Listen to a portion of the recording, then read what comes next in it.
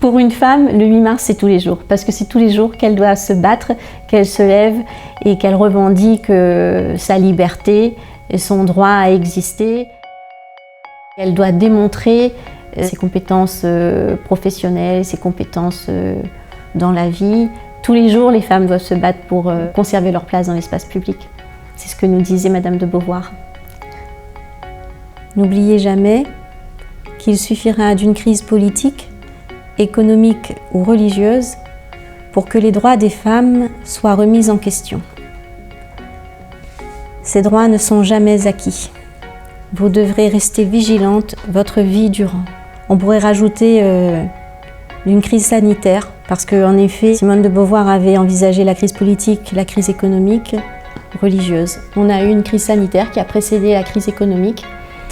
Le premier effet de cette crise, ça a été le travail gratuit des femmes, puisque ce sont les femmes qui, au plus fort de l'épidémie, alors que le monde était bouleversé, se sont mises à travailler gratuitement dans le monde entier pour confectionner des masques. Finalement, cette phrase de Simone de Beauvoir, elle est on ne peut plus actuelle, et ça fait un peu froid dans le dos rien que d'y penser. Le télétravail, ça a été une des réponses apportées pour que le monde continue de tourner. Nous sommes inquiètes par rapport à cette disposition, parce que les femmes ont cette responsabilité de concilier la vie familiale et la vie professionnelle. Et ce faisant, leurs capacités et leur disponibilité professionnelle sont mises en danger. On revient sur du travail gratuit. Et parallèlement, quand on en renvoie les femmes au télétravail à la maison, elles délaissent physiquement le lieu de travail. Nous avons mis des années, des décennies pour que soient reconnues et acceptées toutes les femmes sur leur lieu de travail, pour bannir et condamner les blagues salaces et le sexisme ambiant. Nous avons peur finalement que derrière cette disposition du télétravail, le monde du travail redevienne hostile envers les femmes. Alors s'il n'y avait pas les femmes,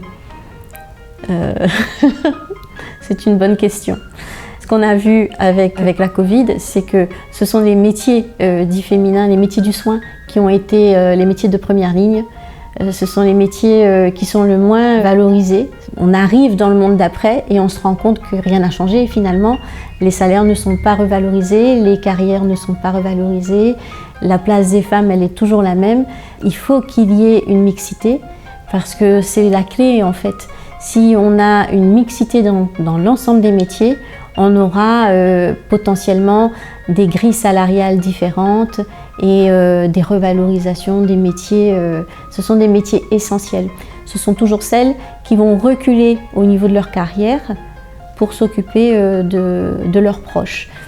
Et moi je pense que les femmes ne sont pas assez informées de leurs droits et des conséquences que leurs choix familiaux ont sur leur vie professionnelle, sur l'avancée, sur les promotions, sur la carrière.